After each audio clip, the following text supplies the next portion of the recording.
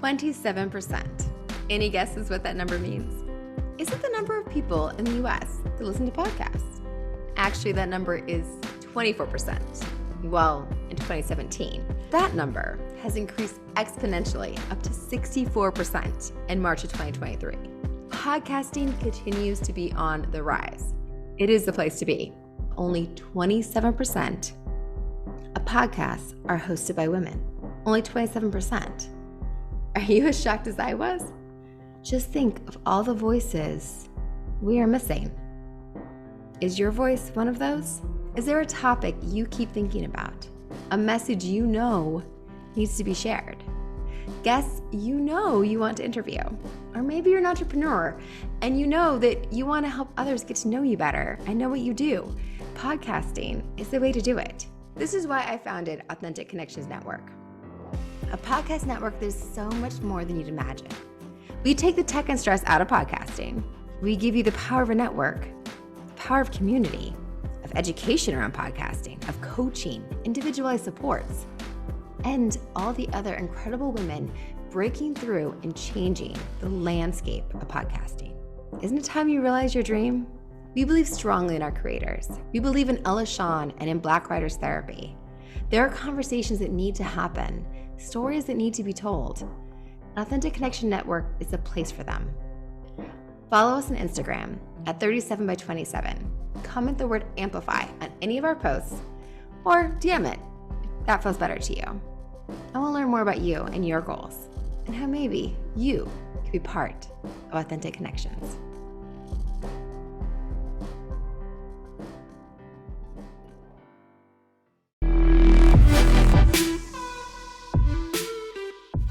Welcome to Black Writer Therapy, a podcast where Black women writers are invited to sit on the proverbial couch, have a cup of tea, and share the stories behind the stories, and what it really takes to write books about Black women in an industry that still prefers white as the default.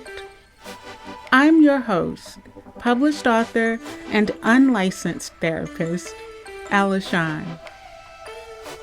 Black Writer Therapy is now in session.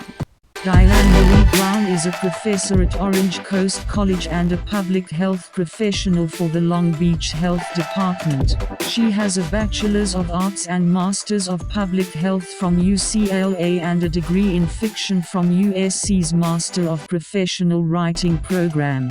Her debut novel, Black Candle Women, is a Read with Jenna book club selection. And now your host, Ella Shawn. Diane Marie Brown, welcome to your session of Black Writer Therapy. I am so excited to have you here. This podcast really is to uplift and amplify the voices, stories, and experiences of Black women writers. And you are a testament to what a wonderful, wonderful opportunity I've been given as starting this podcast. Oh, thank you. Nice Really, to be here. thank you for agreeing to sit here on my proverbial couch. My intro is always, I am, author, host, and unlicensed therapist. I don't want anybody to get it twisted. I can't counsel anyone. But I will start by asking you the exact same thing I ask every guest, and that is, how are you healing today? Oh, that's a great question. Well, today I am mentally shifting into summer mode. So I'm a professor, and last night we had graduation. Mhm. And although I still have plenty of grading to do before I'm officially done, I'm just kind of letting go the tension of the school year, especially the last few weeks. It's just been I love teaching, I love my students, but with the book coming out earlier a couple of months ago, and all of the traveling and everything while trying to balance my day job, and I have a couple of my day jobs. It's been a lot. So I'm really I haven't done a lot of, I haven't really done much that's been creative, which I always feel that I need to do. So I'm looking forward to the summer and relaxing, and getting back into crafting stories and just taking care of myself. So that's today that I kind of am feeling that shift this morning. I love that. Yeah, my husband's elementary school assistant principal, Mm, and they are shutting down today. Like he's at work today, and they're yes. closing everything out. And I remember because I used to teach high school, and I just remember all of my time was fall semester, spring semester, yay, summer, fall Yes. semester, spring semester, And so Yeah. I watch my husband, and he's just like, it's just one more day, babe. One more Yes. day. And then I won't be an assistant principal. I think he Yes. has a couple of days next week. And he was like, then I'll be home. I'll Yes. be husband again. But it is any level of education, you find I find that like that whole component of self-care Hmm. and being aware of one's own wellness Hmm. sometimes, most times, takes the back burner Right. because educators have such a huge charge, Yeah. that you guys take on. So I'm happy the summer is coming in for you and you'll get to engage in more creative outlets. That's Yes. always healing. Yes. Yes. So again, how does a professor and a public health administrator, how does one parlay that into, and I'm going to be a fiction writer? I'm going to just do the whole thing, be a fiction writer. Like, how does that even work? Yeah. Well, I've always um I've always loved to have some kind of creative element in my life. I've always liked to write, but um there's always some kind of hobby or something that I'm working on in addition to my work, which has mainly been I've most of my life I've been in public health, Mhm. and but even there, I worked at a city health department for many years. I'm still, and so that's kind of where I still am, but I'm just part-time there. Right. Um, but even in that space, like I was always trying to figure out a way to be creative. So, um, for example, uh, at the Long Beach Health Department, early in the 2000s, we were celebrating our 100th year Mhm. as a local health department. And so we tried to figure out, I was on the committee that was trying to figure out, how can we celebrate? And I think some of it was from me, but it was one of those conversations that just snowballed and was very collaborative. And we decided to do a play about the health department. And I'm like, I'll write it and I'll direct it and I'll cast I'm it. your girl. Yeah. And I mean, I hadn't done any type of endeavor like this before, but it was, very low risk because it was just like we're gonna have a little celebration with all the health department staff. We'll do this little play and it'll be fun. And so um I had the best time writing the play. We used our lunches to do casting and to rehearse, and we were able to borrow or use the theater at the local community college for the Uh-huh. day, and all the staff came out and they loved it, so much so that the director was like, well, we need to make this public. And so later on in the year we did it again and opened it up to the city of Long Beach. They used it as a fundraiser and it was at a bigger theater. And so just moments like that, Uh-huh. it was just very invigorating, and it just reminded me how much I like to tell stories. And so it was after that that I decided, you know what, I really like this writing thing. Let me get better at it. Let me hone my skills a little bit more. So it was after that that I went to grad school, and grad school is where I started this book. So it's kind of interesting when I really think about it, that having a place that, it was a smaller health department, and they're just open to fun ideas. And I think, we should find ways to get creativity into some of these workplaces that are, seem very, serious and structured. I mean, there was probably not as much room for this type of thing when COVID hit, or, we're dealing Right. with something like that.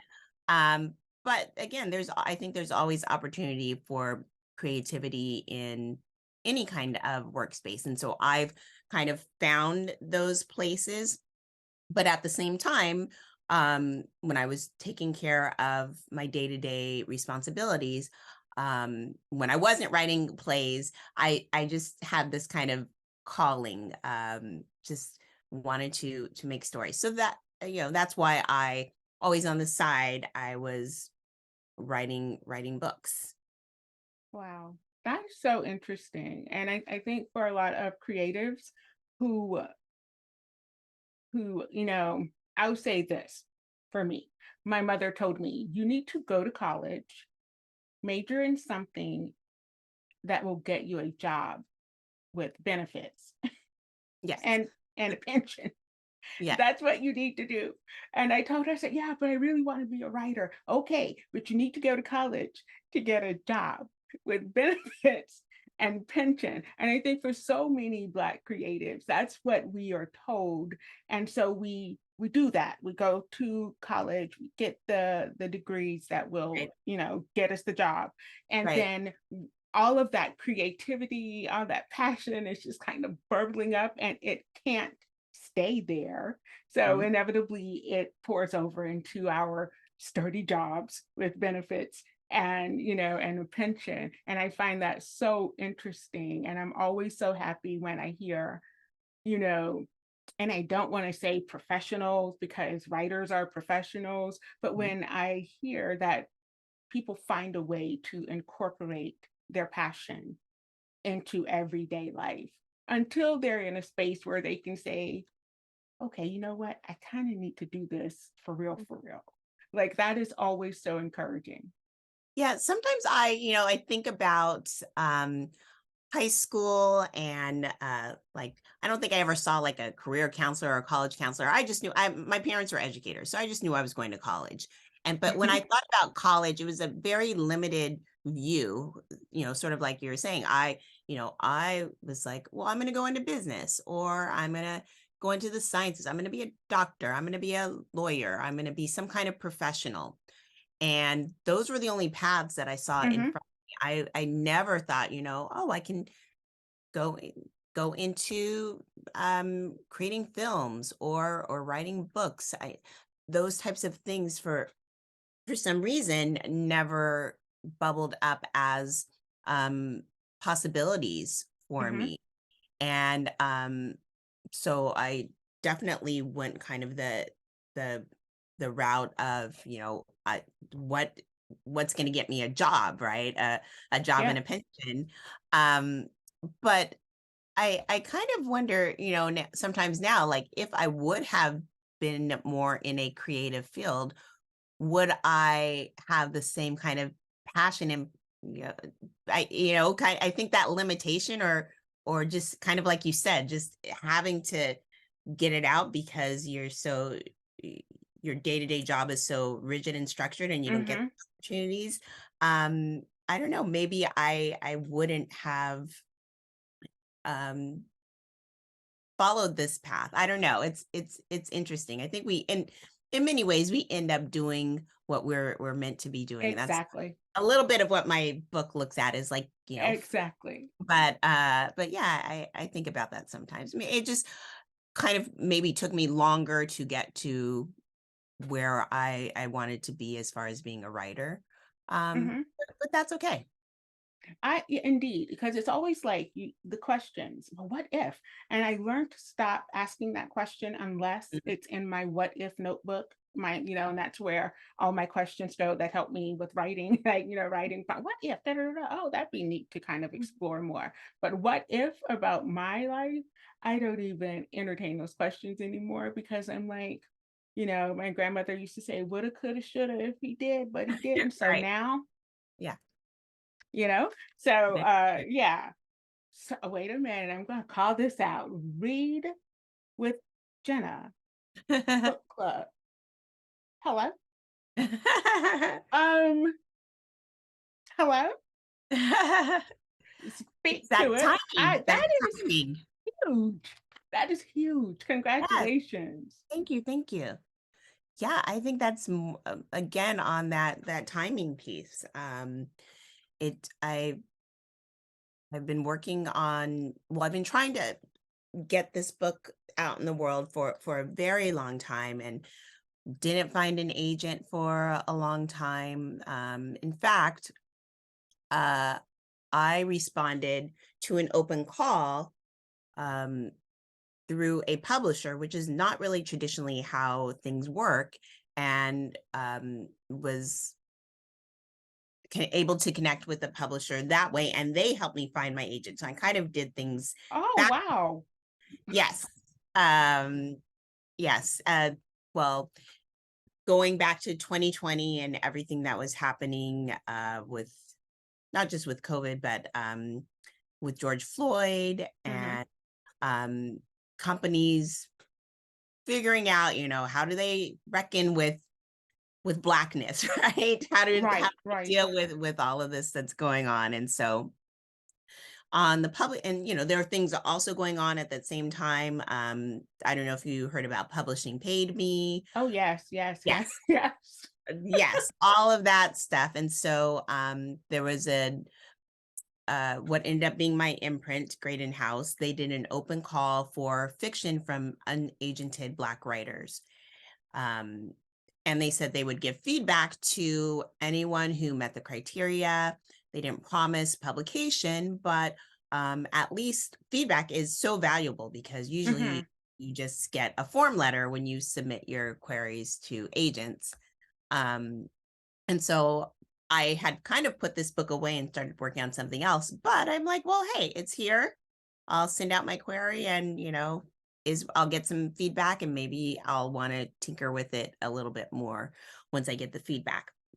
But there was an editor there who really connected with the work and she asked for the full manuscript and I sent it and didn't hear anything back for many months, but I took that as a good sign.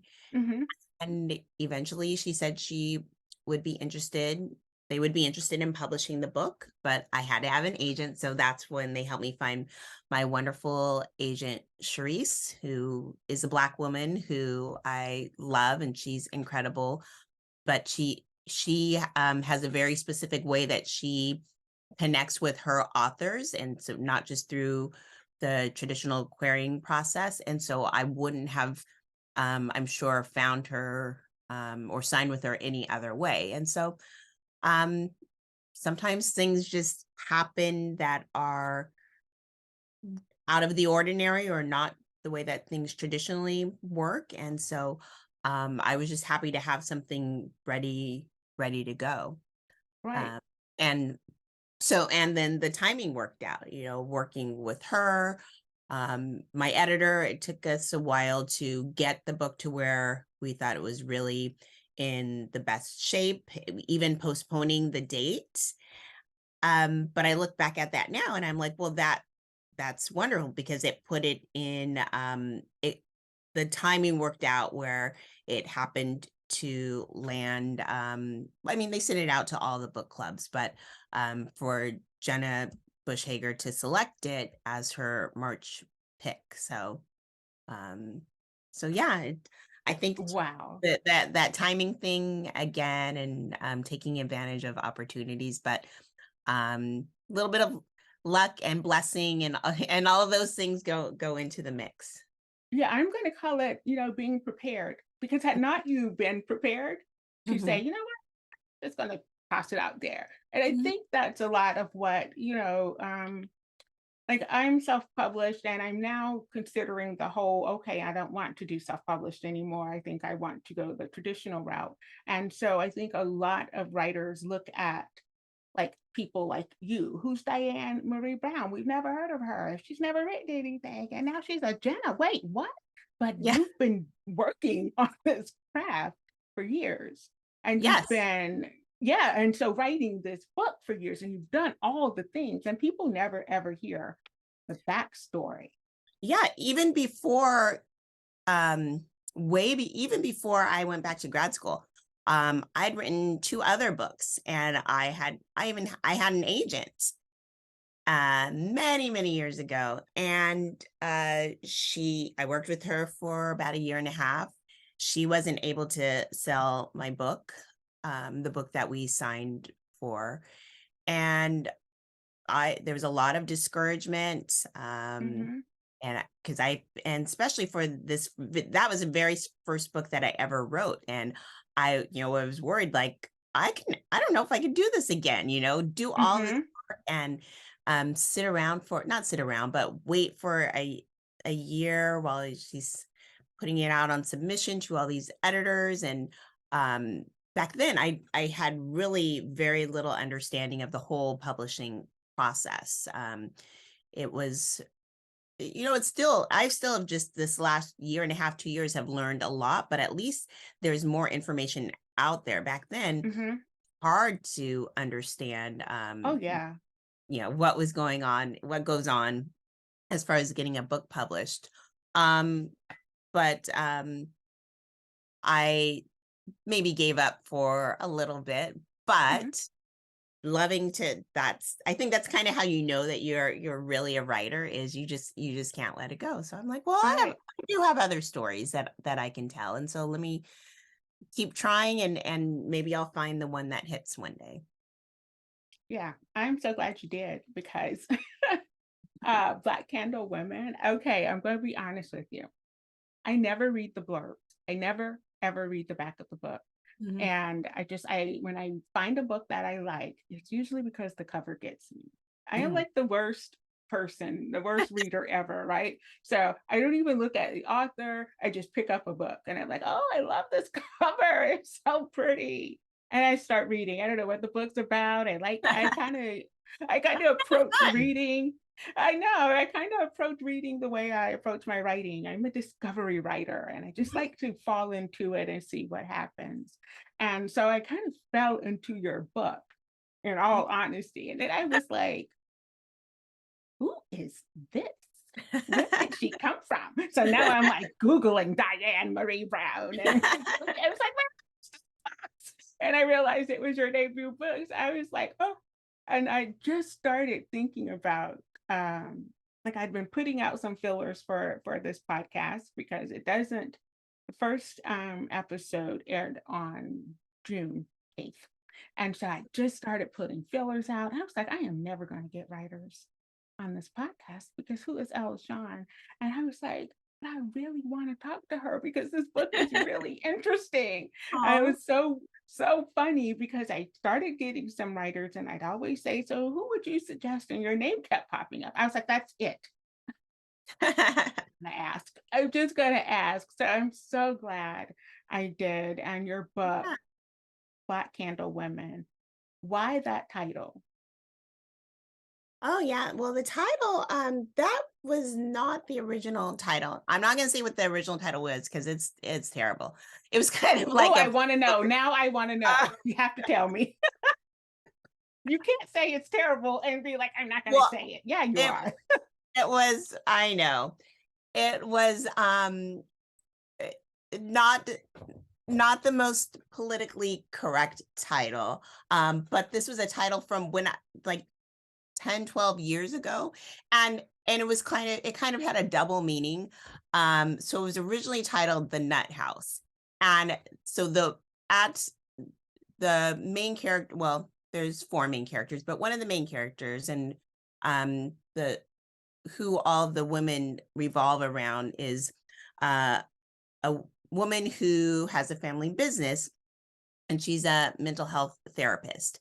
And so she was known for a lot of things, but she always served nuts and candies and little treats for clients. And so it was known by outsiders as the Nut House.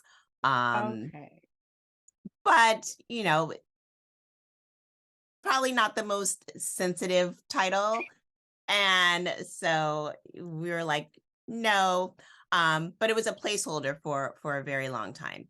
So and the story had, you know, the story evolved. That was again when I first started writing the story, that was kind of more, you know, it was focused a little bit more on the business and the clientele and this the way that they treated clients, as far as you know, there's more emphasis on these desserts and that Willow was cooking and bringing, and that was really what this business was known for. But that kind of changed, and so we needed a title that made more sense for where the story had evolved to.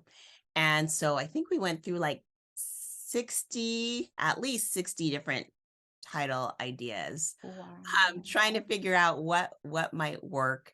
Also with the publisher having, you know, feeling like they know the types of titles that should be used, because I definitely had my opinions, but like I really liked the Book of Montrose, and they're like, well, we don't really like names on titles because nobody knows who the Montrose women are.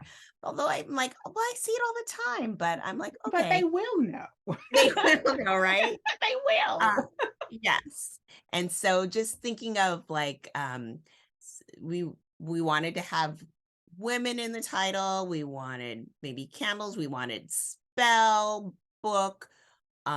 We were just thinking about some of these keywords that might make sense. And so we ended up with Black Candle Woman because we really wanted it to be clear, if it wasn't already clear from the cover, but we didn't have the cover yet, but that this was a story about a family of Black women, and that there was some kind of mystical element, and that's where the candle came in, and also symbolic of the fact that there are secrets that were coming to light. So that's how we came up with the title. So I love it. I do love it. And it has an air of mystery. And it's kind of, if you just look at it, like, again, had no idea what I was going to be reading. I just was like, beautiful cover. I love the title. And now that I have read the book, I'm like, yes, that makes sense. If you had called it The Nut House, I'd be like, wait, what? right. I don't even think I heard any nuts being given out. That was all taken out. That was all removed. So. But yeah, so I was like, wait, what? Yeah, so good title. So we are kind of heading into segment 1, which is intentional writing. And intentional writing, as I use the medical definition of the word intentions, which is of, you know, the healing process of a wound. I find that most times I read Black women's fiction, there is like this little balm kind of flowing through it. And I don't know if it's something that we write in intentionally or if it's just what it is. But I find that the books that I am drawn to are also very cathartic and very healing. And I know this is your debut novel. And so when I asked that question on the intake form, you, of course, said Black Candle Women. How was it cathartic for you writing this book and the process and all that? I mean, it seems like a bunch of research went into this book, especially with the hoodoo and voodoo components. So I'd love to hear how this book was cathartic for you. Yes, well, starting with that, I definitely would say the research component was very cathartic, and finding ways to bring that in. I love the idea of these women creating solutions for themselves, sometimes through prayer and intercession, but oftentimes often with their hands and things that they create and make. And just again, I love the idea of creating things, if not writing, but using my hands in some way to craft things. And so I really enjoyed how the research process for me worked, where I would have an idea about something, but I didn't know. So I would go and do research. And then the research gave me new ideas. So, and I incorporated what I learned into my book, but then the research had given me some other ideas. So I would work that in. And so it just was this kind of circular process that and it felt like magical, right? It's like, Right. oh my gosh, I put something early on here and it pays off here. And I didn't even realize that I didn't even do it on purpose. It just Right. kind of happened that way. And I really enjoyed that process. And even just writing, finding little ways to put in things that meant something to me as part of my life. And so again, a lot of people say like your first book is about you. And so but I think we put ourselves in, all of our writing in some way. Yeah. But Yeah. yes. So I'd say that very first book that I said I wrote that I didn't get published, that was a lot. The character was a lot of me. But this one was less about the characters being similar to me or parts of me, maybe people I know, but some of their situations were things that I experienced. So it was really neat writing that on the page. So my very first, I think, true experience with therapy, it was at a woman's house, and she practiced out of her home office, and I would park and sit on her front step, and she had these nice wicker chairs and magazines, and you'd sit there until she called you in. She always had tea, and we would sit in her office and talk. And I was so sad because she was at the end of her career when I first started meeting with her, and she retired. And I've since tried to find that experience with a therapist. But that was not her herself, but her setup and my experience working with her. That was kind of how I created Victoria's character, and having this home where she is running her business out of, and it's as an MFT. So that was very cathartic for me. I love that. Food is so important. Because I'm sitting here like, look, I am a vegetarian, plant-based vegetarian. And I am like, don't curse this woman out for writing all this good food. That's fuck. Don't do it. Because why? Food, I mean, in the way you described it, I was just like, I want it. I want all of it. Yes. I was like, oh. So yeah, tell me about the food. Yes. So during this time, so it was probably about 10 years from when I finished my program to when I got my publishing contract. And again, trying to find an agent, trying to make things work. But in the meantime, I'm like, well, I just want to get I want to get stories out, or I want to write, or I want to share in some way. I want to connect to people. So I started a blog about restaurants and food. I mean, it was about other things, but most of the content was about restaurants. So I'd visit restaurants, I'd go with friends. We have this little restaurant group, or I traveled a lot with my daughter for volleyball. And so I go to restaurants out there and started taking photos, and it just became kind of my big hobby, where I would write about food. And so I miss that. I was just saying to myself, man, I haven't posted in that blog in so long, but I have so many food pictures and experiences. I want to get back to that, because I just enjoyed doing that. And so I think because I did that for so many years, that I will always incorporate food into into any work that I do. And for the women in this book, that was one of the ways that they shared their love for one Uh-huh. another. They said that they loved each other by cooking or preparing meals for one another. Mm-hmm. But beyond that, I just like to write about food. Well, you write so well about it. I was so mad. I was like, I wonder if I can find some vegan food because I've been like Sure. looking online trying to find like recipes Yeah. for some of the beautiful NOLA food you described. So I'm going to just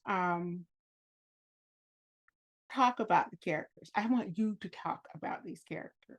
Okay. Okay. The first character I want to talk about is Madeline. And Oh, I know, like, why am I starting with her? Madeline, I'm reading her and I just see my mom. Like you wrote my mom. My mom wasn't addicted to anything other than gambling, but she's bipolar. And so she's been like, but then like the redemption part, that's the part that I absolutely love because like I look at my mom now and she's healthier, she's happy, she's productive. And Madeline was so cool. Like she was like a little shadow in the mhm, very beginning, like, oh, don't mhm. talk about Madeline. Madeline was a bad mom. Madeline did this, yada yada yada. But then when she shows up invited by Willow, and I'm just like, I love her. Like, I really love her. And I don't know, was she meant to be loved like that? Because did I love her because she reminded me of my mom? No, I'm so happy you said that because was my favorite character to write Ah, because and that absolutely she was absolutely a symbol of redemption. That's really what I wanted to show for her. Um, because I wanted I wanted to show how we have so many different characters in a family, uh, and even as a mother, as a daughter, we make mistakes, big mistakes, but we're still family, and mhm. we can be redeemed, and um, we can share our it's not too late, I think, to reconcile with things that we wish we would have done in the past. In a world where shadows dance and secrets lurk, comes an unforgettable saga of broken souls, written by Ella Shawn. Get ready to embark on a gripping journey through time, a dark Southern coming-of-age saga that spans over 30 years. Nothing is as it seems. With every turn of the page, secrets unravel, revealing a web of intrigue that will leave you breathless. Breaking is the easy part. Having the courage to look into the mirror of your souls, allowing yourself to be consecrated, to rise harmoniously in alignment with self and the universe, that's the hard part. Join John and Vivian on this unforgettable journey where shattered souls rise, courage is tested, and destinies are forged. The Broken Souls series by Ella Shawn, a gripping 4-book masterpiece that will keep you captivated till the very end. Don't miss your chance to experience this compelling tale of love, loss, and redemption. Purchase your copy now and be prepared to have your soul shattered. Because sometimes the darkest paths lead to the brightest light. And um, Madeline, I feel like she ended up kind of being the voice of reason, and which is ironic because yes, she was the mom who is using drugs, who neglected her children, who did all of these things, but Mm-hmm. I feel like she was the most grounded and had some common sense to share with everyone. So Yes, Yeah, and she I was love so Madeline. honest with herself. That's what I loved about her. She was Mhm, honest with her. I know what I did. mhm. I know what I did, and I'm not doing those things anymore. So let's just move on. I don't. I love her. She was funny. Just so Yeah, funny. yeah. I'm telling you, she reminds me so much of my mom. Aw. Just I love that. Um, Nana Augusta, Mhm, the big mama of the mhm. house. We Yes. called my grandma Madia. So she insisted on it. Yeah. And so tell me how you came up with Nana Augusta. So she is one of those characters that I think came from bits and pieces of people, but really what she ended up being for me, um, which I guess is a little cathartic too. She was my imaginary grandmother. I didn't know my grandparents, but I was always so jealous of kids in school who were like, I'm going to my grandma's house, or I'm going to spend time with my nana, or and then as a mom, when I saw my children's relationships with their grandmothers, I thought it was Mhm. so wonderful. And so uh I wanted to kind of create my own grandmother character, so that and who lives in the house with me. Oh, So that's what I really wanted to do with Augusta. that is so beautiful. Like, honestly, that is really beautiful. And Nana Augusta, but you didn't make her like this perfect No, grandma no, at no. all. And so we get her backstory through, all of her memories, and she's mute. Yes. And Yeah. I'm like, wait a minute now. We have wisdom. Okay, so that's what I call elders. We have wisdom living in the house, but how does she impart that wisdom? Mhm. And then I'm like, okay, maybe the book is her wisdom, but that's not really her book. And I'm like, wow, so why mute?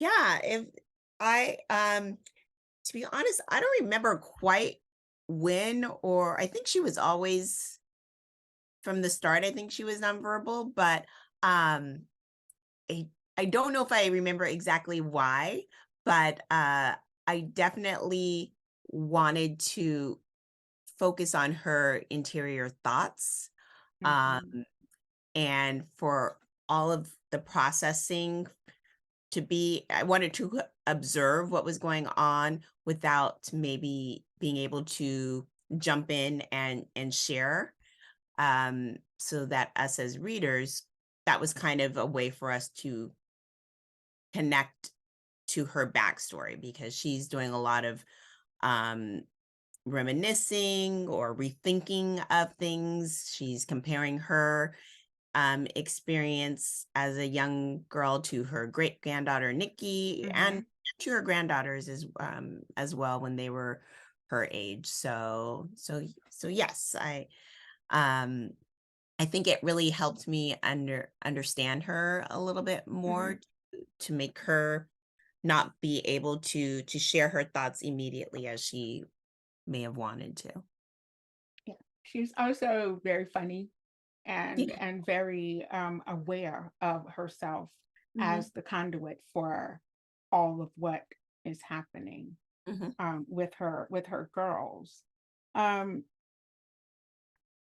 Now Willow, when I say like this character was everything, she was really like when I read her, I was like, she wants to be a normal person. She wants to have a normal life, but she has all this other stuff in the background, Mhm. um, all the family stuff in the background that could be an anchor or an albatross, depending on who's wielding it, I guess. Um, but she's also very pragmatic and petty and talented and insecure. Like you wrote her with so much depth. Tell me about Willow for you, the experience of writing her. I always think of Willow as, personality wise, temperament wise, as the person I kind of wish I was. Um, although she maybe doesn't operate in the way that I would, because as you mentioned, she's very pragmatic. She's not going to go off entirely on her sister like she wants to, because she needs a place to live. And maybe she wants to assert herself on what she believes to be her wisdom, her skills, her talent, but she's insecure and she worries about taking those risks, because she took a risk before and it didn't work out, and so she doesn't want to try anymore. So yeah, I just wanted to think through how somebody who feels they are not quite living in the life that they were supposed to be living might operate and might feel. So that's kind of the question I kept asking about her. But just as far as her personality, she's who I wish I acted like. I think I'm more like Victoria, not that extreme at all. But Say, I am not getting that vibe. but as far as I guess being, I don't know. Sometimes I think I operate a lot more conservatively than I feel or think, because I don't want to put myself out there in some ways. But I don't know. I kind of feel like I'm in the middle of those two characters in some way. But I really enjoyed writing Willow too. She was a lot of fun to write. Yeah, she was frustrating for me to read because, like, you wrote her, and this is like a testament to your writing. Okay, so the fact that you wrote her so well that I felt like I knew she was capable of so much more. Like, I wanted her to take this business plan and then take it somewhere and start the dagnap business, or get a mentor and learn how to do business right. And I saw so much potential in her, and she was just so, I don't know, warm and kind of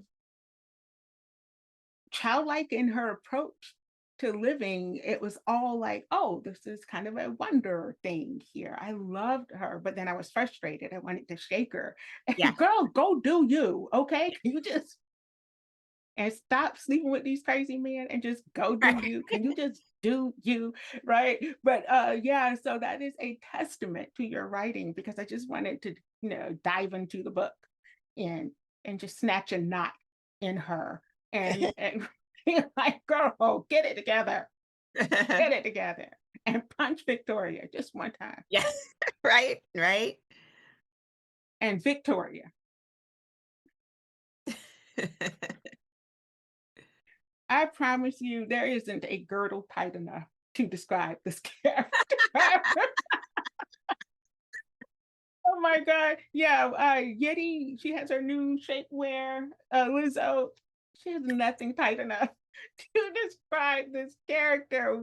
Why did you do my girl like this? Why? She had to. She had to. I had to have her be that extreme, but that's because of how strong she believed in this curse. And she felt, instead of trying to, I'm thinking with this book about generational curses, right?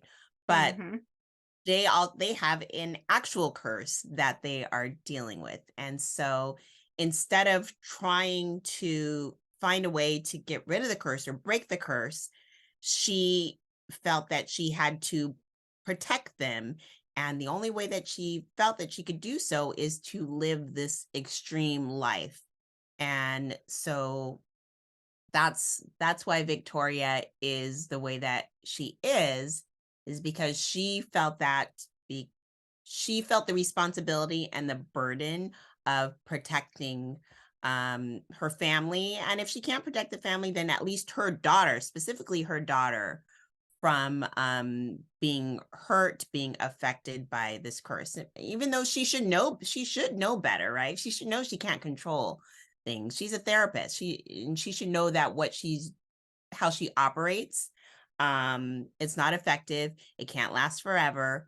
But I think that's the irony of how we sometimes operate. We act against our better judgments. We do things that we know don't make sense, even if we're experts in a particular area. And so that's why Victoria operates the way that she does. Yeah, she was really I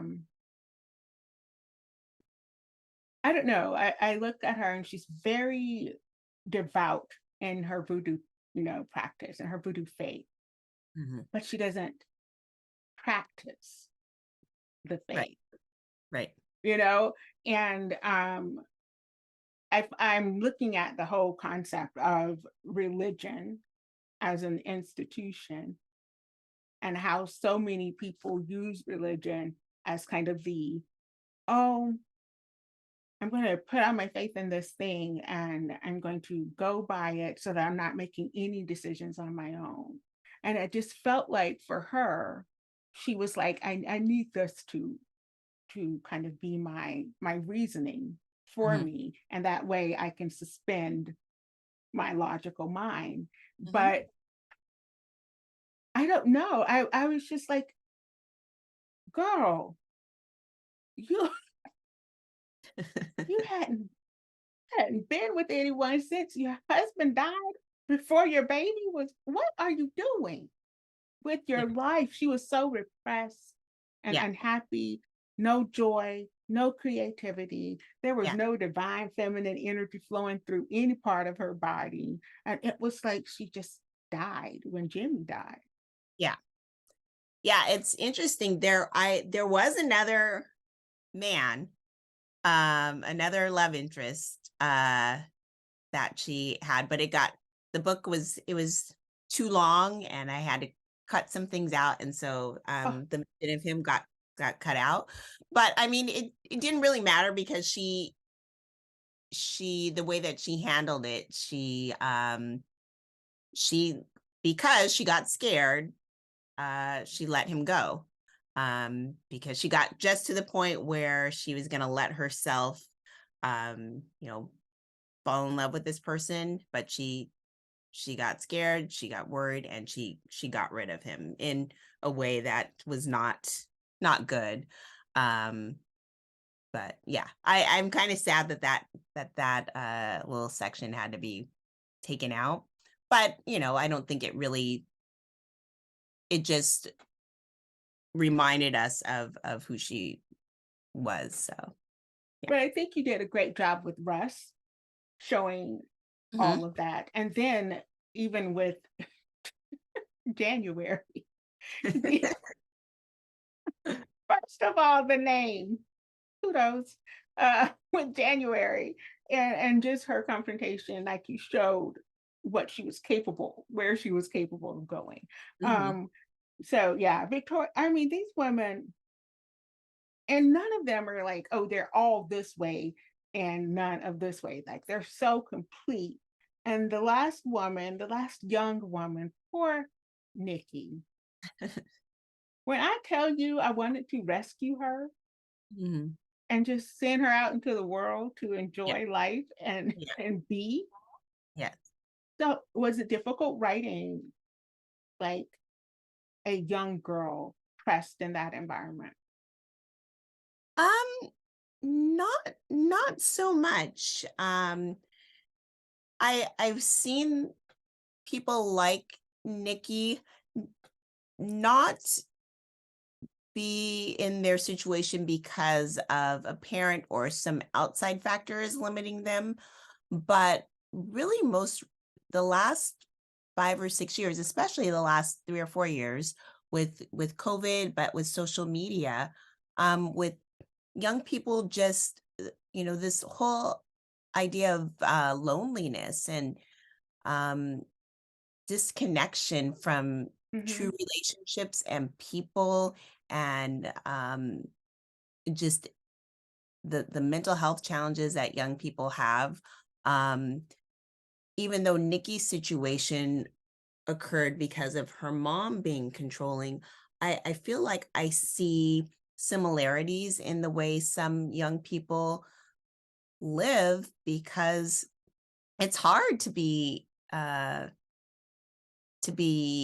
young and feel valued and make true connections. And so I think a lot of times uh, they do withdraw, and they do just kind of operate from they live their lives just on their phones, and observing other people living life, and maybe wanting to be a part of it, but not having the um not knowing how to connect. So Yeah.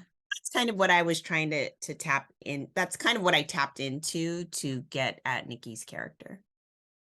Yeah. And but she had this kind of innate need, right? To connect with other people, like you said. And she was stepping out and finding her way.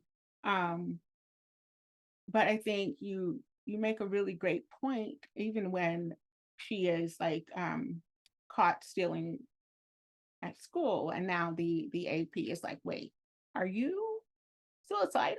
I think just bringing that up and her mother being so like having such a visceral reaction to that, I think that's so important because mothers, and I know for a fact, brown mothers are not Yeah. wanting labels for Yeah. our children, and we certainly don't want someone to see something in our child that we have not gleaned as the mother.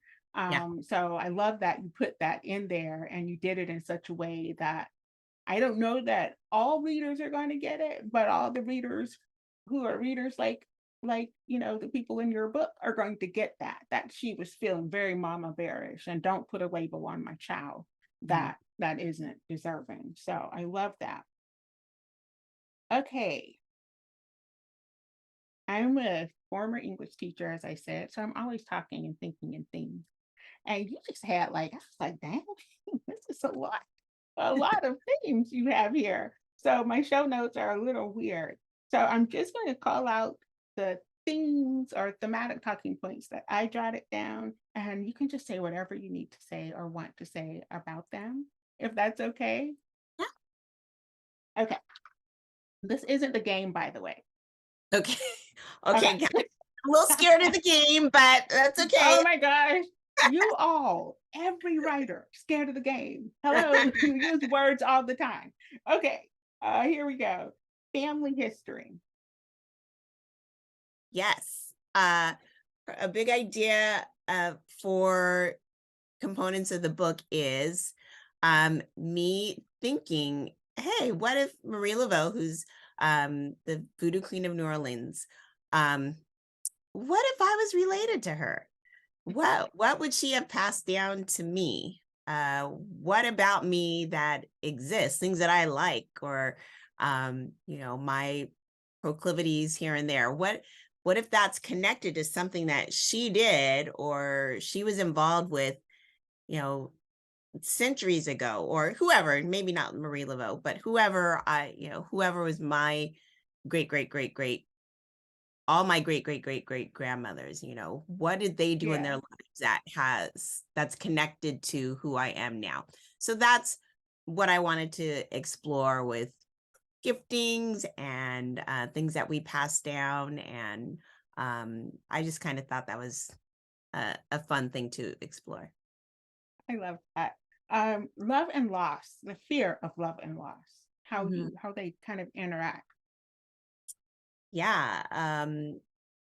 With this family, their curse is anyone they fall in love with dies. At least that's what they believe.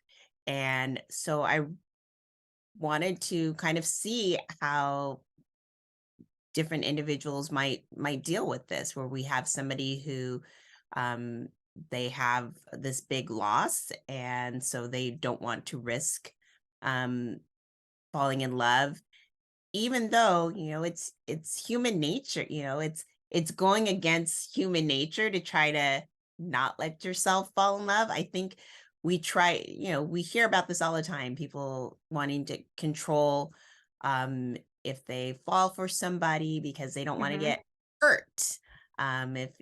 If I'll say most of us have probably been hurt in love at some point in our lives, and Yeah. we do what we can to try to protect ourselves because we don't want that feeling, which I kind of compared to a loss. Mm-hmm. And so just on the spectrum where uh, with risk, what risks are we willing to take? And sometimes it might be um, how we've been damaged or hurt before, Mm-hmm. and what we're willing to try again. So yeah. Yeah, I always tell my daughters, if you walk around with every hand closed like this, then you're never going to have the opportunity to receive what's coming to you if you're always like this. And it's the same for your heart. You have to be willing to open that up, Mhm, even at the risk of being hurt. So, mhm, family secrets, lies, and mhm. fear. Do they Yeah. feed into each other? Well, I was going to say before you said fear, that's what I was going to say. There's a lot of fear with secrets, and when we keep secrets or we tell lies. Um, and also with this family, there's a lot of shame because Mm-hmm.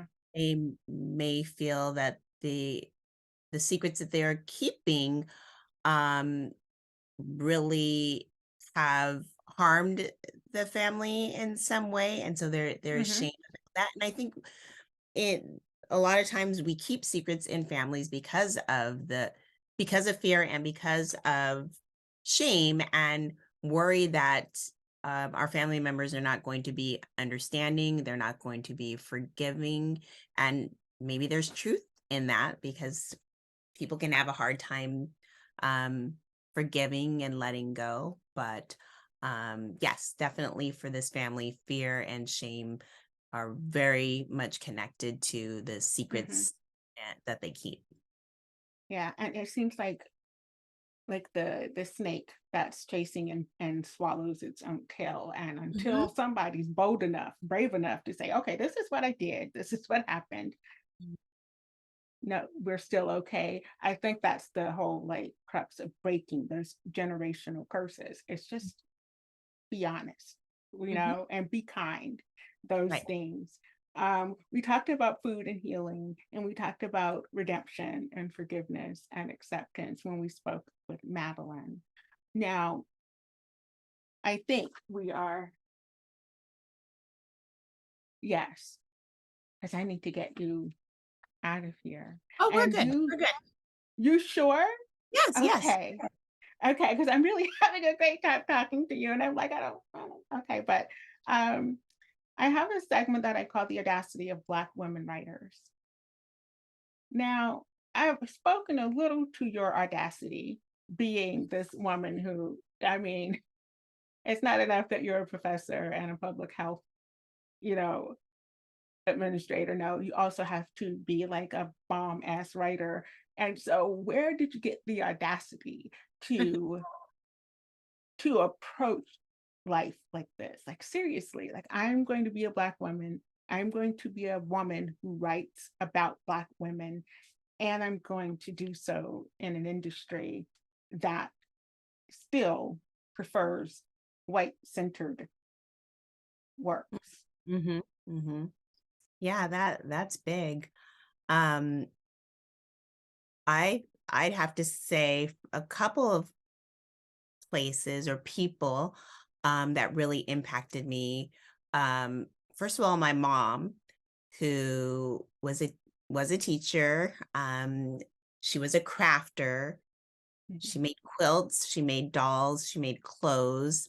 She wrote Wow. stories. She had me um, take violin classes from when I was, I think, 4 years old. I started violin. She had me in sports. She had me doing everything. She did not think about any kind of limitations because of who I was or what I Hmm. wasn't. She just said, you can do any of these things, that anything that your little friends are doing. Because at my school, where I went to school, I was there weren't too many Black girls. Mm-hmm. So anything that all those other kids were doing, Girl Scouts or brownies or campfire, twirling the baton in a parade, anything, I did it all. And that was because of my mom. And so I think I've just always been this way, where I like to have my hands doing so many different things, whatever I like to do. I'm a big like Star Wars nerd. I have Legos in my office, I'm just like still a big kid. But again, that was because my mom just allowed that. She didn't say no to very much. I mean, if she didn't let me like buy everything that I wanted, but as far as experiences and activities, she let me do all of those things, which I definitely appreciate. And then I'd have to also say Terry McMillan. She had a big impact on me, because that was the first time that I said, well, oh wow, she's making a living. She is a fabulous writer, telling stories that aren't being told. At the time, there weren't too many. There were other people telling stories, but not in such a far-reaching way that she was at the time. And that was after reading Terry McMillan's early books. That was when I was in college. That's when I was like, well, hey, maybe this is something that I can do. So that's I'd have to definitely call out my mom and Terry McMillan for that. I love that. I absolutely love that. In the intake form, when I asked what would really send you to a therapist that offered Black writer therapy, a licensed one, and you said the lowered expectations. What about the publishing industry would send you seeking the couch? And you said the lowered expectations. Mm-hmm. Talk to me. Yeah. Yes. That's funny, because I'm like, what did I put on my intake form? It could have been a lot of things. Yeah, I definitely feel that in some spaces, and this is beyond just writing, and it's probably what I've experienced a lot with this is kind of outside of publishing recently. I will somebody in my department said, this is a year or two ago, had learned that I was getting my book published, and they're like, oh, okay, that's neat. Would it be within where would I be able to find your book? Is it going to be like with a publisher that I would have heard of? Just like those kinds of questions that they just really irked me. And even if I said, well, no, maybe it's a publisher, they're probably not going to hear of Graydon House anyways. But I don't know, just this belief that certain pathways of getting art out into the world are at a higher level than others is just upsetting to me. Even if I feel like if I would have said, oh, I'm with an independent publisher, then that gets scrutinized or looked at in a different way. Or if I said, oh, I'm going to self-publish, that gets looked at in a different way, which is quite upsetting. And I don't know, I just feel that there are and then when people, hear, oh, it's with, Harper Collins, Graydon House is an imprint of Harper Collins, and oh yes, you can find the book at Target. It's like such like big like shock and surprise, like really. Yeah. So but I think that kind of comes from publishing not giving as many opportunities. And publishing, I mean, kind of like the big five, and Yeah. also booksellers, and like the big booksellers, where they get their books. um this understanding of what being a published writer looks like, um comes from the top down.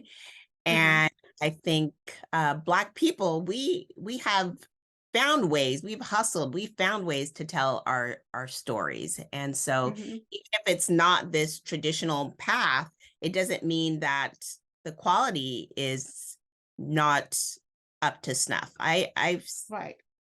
I think there's probably a lot of books out there that do go the traditional route, and the quality is perhaps not not You that I are want to give. really working.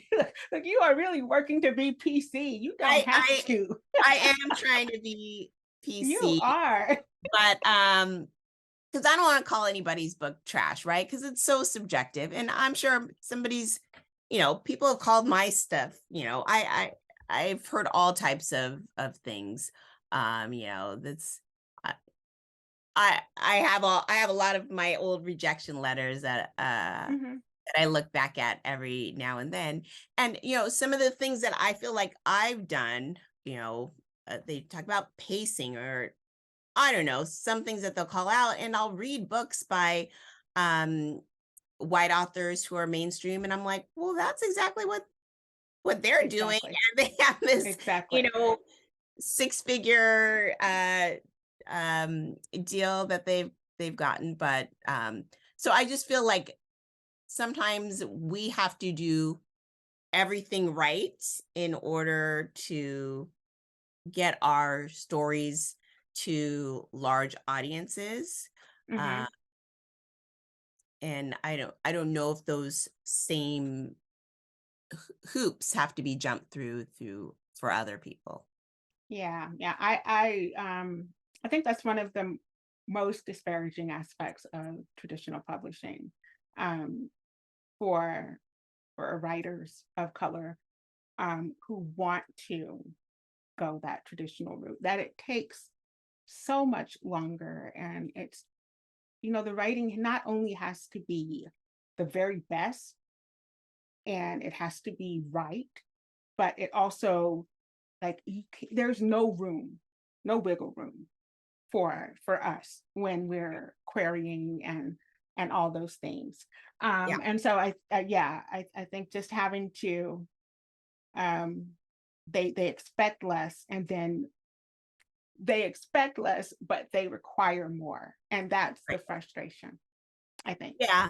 Also, and I think sometimes what we write about, like my book, it's, the characters, maybe they have something that happens to them that's connected to them being Black, but they're living their Black lives, right? Exactly. But there's nothing that's there's not like a lesson learned for for somebody who's not Black, right? And I mean, they out of context, they learn some things about being a Black woman, perhaps, but there's no big lesson to be learned. And sometimes I feel like that's the other pressure that's put on Black writers, is we Yes. have to teach something, or we have to tell this phenomenal tale of trauma and struggle Yes. and overcoming. And I just want to tell a story about a family, just like other people just tell stories about family traumas and challenges. Yes. And I'm telling you, like, almost verbatim another writer that I spoke with earlier. Can I just write a story about 4 Black women? Yeah, exactly. Can I just write a story about 4 Black women and that be it? That be good enough. Them just being 4 Black women living their lives. And the fact that your book is about 3 Black women and a young woman, right? A young Black woman and all of this. I love that we have that in the market, and hopefully it will, parlay into a little more space for that type of Black writing. Yes. Yes. Yeah. Okay. You already touched on on what my last question was. So guess what time it is? Uh-oh. Is it game time? It's game time. It's game time. Yay. Oh Yay. my. You ready? I Okay. think so. So you have I sent the rules, but I'll refresh. The Okay. game is called Tell the Whole Story. And I am going to give you a word, and you're going to need to tell a personal anecdotal story Okay. based on that word. And your hashtag at the end will either be bookish, writer's life, or writing while Black. Okay. We good? We are good. Okay. Your first your first word is sublime. Oh. Okay. Hmm. Maybe I'd say the research process for Black Counterwomen and my current book that I'm going to be working on over the summer. That process has been and is very sublime, as I kind of indicated before. The research is giving me new ideas and new energy that gets me asking more questions, and which begets more research, which begets more ideas. And I feel like in some ways, not that the research or this content that I'm learning from is writing the story, but in a way they are helping me come up with new ideas that feed the story. So I think Yes. I feel like that circle of work is sublime. Very good. Hashtag? Oh, hashtag I'd say writer life. Very good. Your next word is timeless. Oh, I would say I have to say Zora Neale Hurston is timeless. She and her work, her not just her stories, but her anthropological work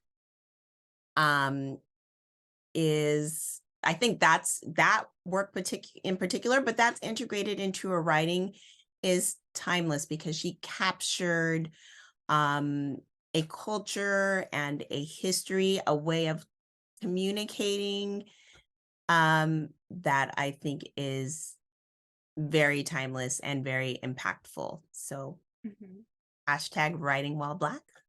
Oh my God. I love her. Like I discovered her my senior year in high school. My brother got me a copy of Alice Walker's In Search of Our Mother's Garden. And I was like, so Hurston, who was this?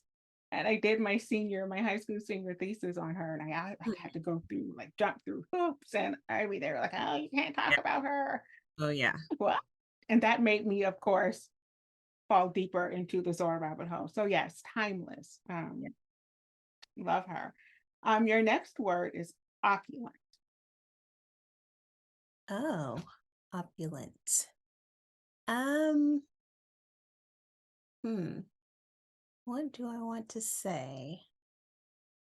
Um, I think I'll say being in the zone, um, and just when you're in that spot, or for me, when I'm in that spot where energy is just flowing and I feel like I'm like my optimal self. It's kind of like self Maslow's hierarchy of needs, Uh-huh. where self-actualization, that is like opulent for me. It doesn't happen all the time, but when it happens, it's a beautiful thing. So I would. Oh, I love that. I love that answer. Your answers are so pretty. Thank you. I'm just smiling because I'm like, yeah, I love it. Um, you're good. We only have like two more words. Okay. Okay, so romantic. Oh, I probably have my husband will say I'll have a hard time with this one. Oh gosh, romantic. Um, hmm, I would have to say, um, being present and sharing and uh connecting and connecting to the senses of another person. That's what I find to be really romantic. And um, sometimes that can be done, with roses and gifts. But for me, romance is just tuning in, tapping into um, another person on a level where they just feel just this amazing comfort and closeness and vulnerability, um, that only they can, on a level that only that one person can get you to. And Ah, so when I feel romanced by my husband, my partner, it's when we get to it doesn't happen very often. I will say, uh, but it's I don't it think people could handle that kind of romance very often because yours is right. like, whoo. Yeah. Yes. I mean, I love other types I like being romanced in general, but I like being romanced with food. That really speaks to me, and food and but like being served, being having somebody like prepare things for me, that's very romantic. But I feel what I'm really getting at is getting me to be vulnerable, Hmm. like truly vulnerable, all the walls down. That's romantic because that's hard for me to do. I I love don't know if that. any of the hashtags, I don't know if you Hashtag might. writer life. Okay, Sure. hashtag That's writer. your life. Yes. Yeah. Wow. That's so beautiful. Okay. I'm sorry. It's really, really beautiful. Okay. All right. The last word starts with Y because we just spelled story, right? STOR. The last word begins with Y. Not a lot of good Y words out there. Um, and so I have the word yearning, Mm, which I love. Like that's such a decadent word. I love that it is. word. It is a decadent word.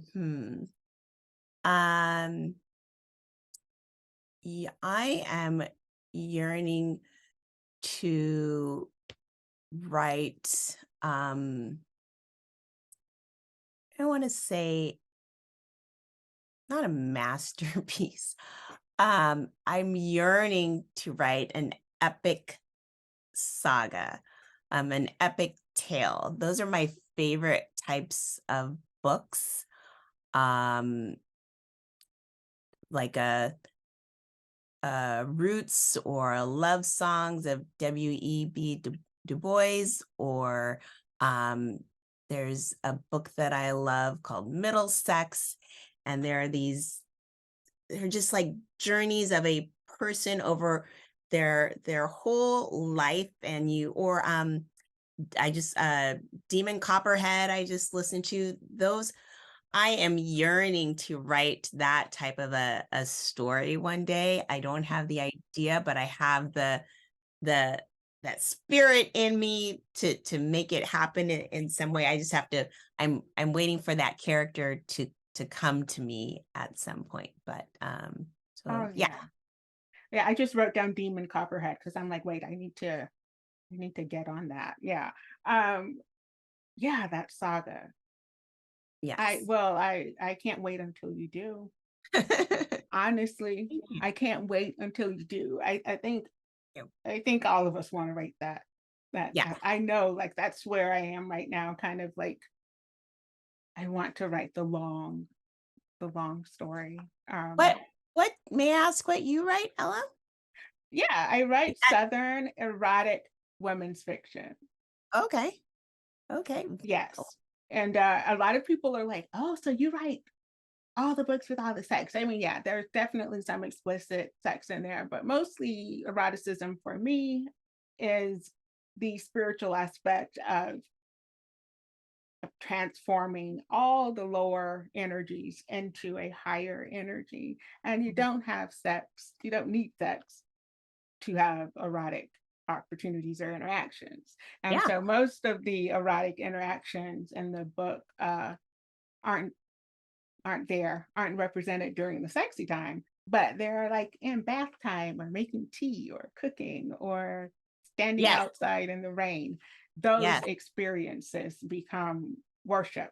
And that's kind of what eroticism is for me. And that's how I portray it in my writing. I love that. Yeah, or at least I try, but still, I think most people read it and they get caught up in the sexual activity, which for me is just another character, and it moves the plot along or it fleshes out characters. So I'm challenging myself in my next project actually to create erotica that has very little sexual activity present and still have it be full of eros energy. So this has been this project is a lot of fun, and I believe this is the one I'll query with. That's awesome. That makes so much sense, because where is the eroticism? And I kind of, that's kind of what I feel like with romance too. Where is the energy? It's not in, once you get to the act, then that's not that the act can't be beautiful and erotic and sensual, but like, I love everything leading up to, Exactly. leading up to it. That's where I think that energy is. So I love that's it. Very good. Very good. So we are at the end of your session, and I would not be an amazing unlicensed therapist if I didn't give you homework. Okay. And so your homework, Miss Diane Marie Brown, who would you suggest for the next session of Black Writer Therapy?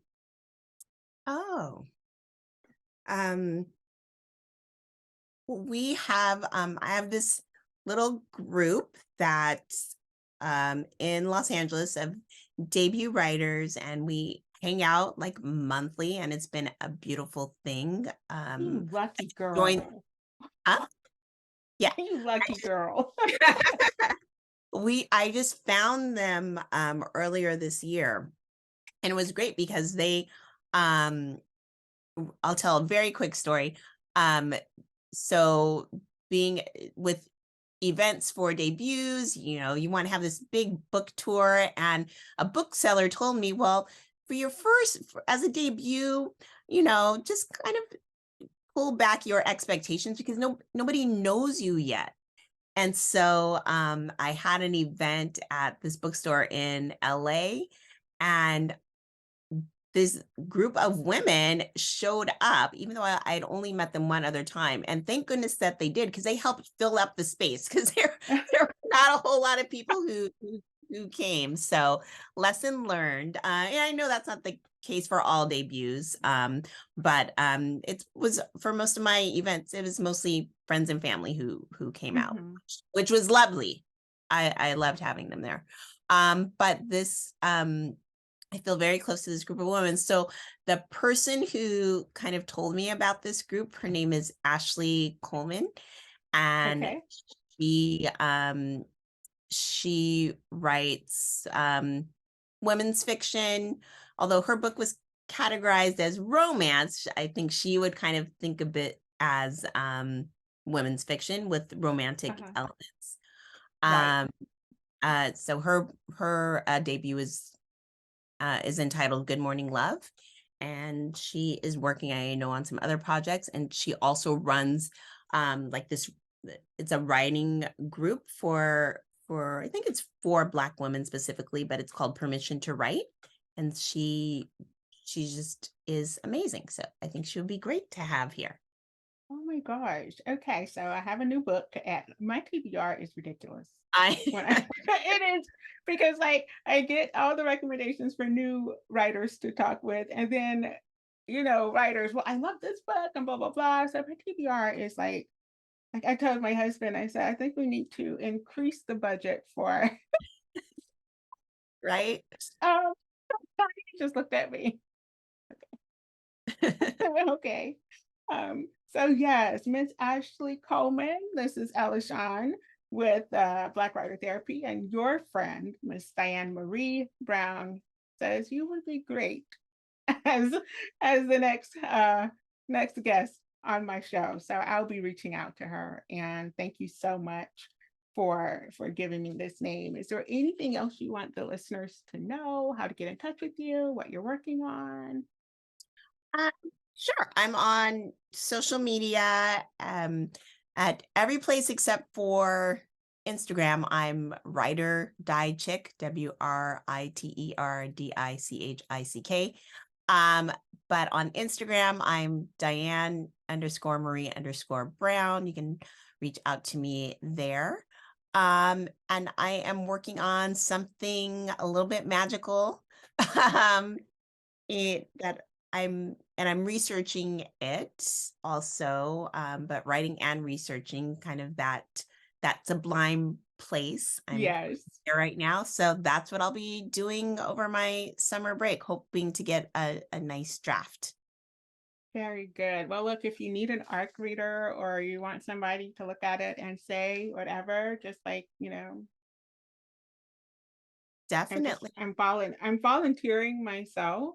The trusted beta readers are very important, and I'm always looking for people that I can that I feel get me, but who can speak up and say, hey, this isn't making sense, or have you considered that? So yes, I will definitely remember me. Put me on your list. I'll be a beta reader. Okay. No problem. It has been such a pleasure and an honor to speak with you.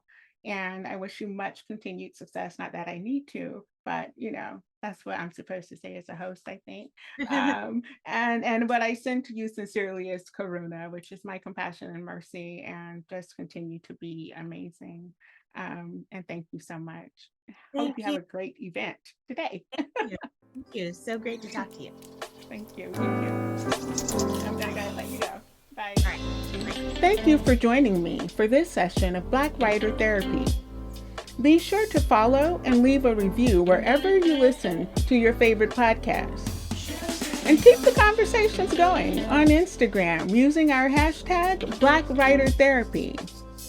I'm your host and unlicensed therapist, Ella Shawn, reminding you to be kindest to yourself first, always and in all ways. See you guys next week. Bye.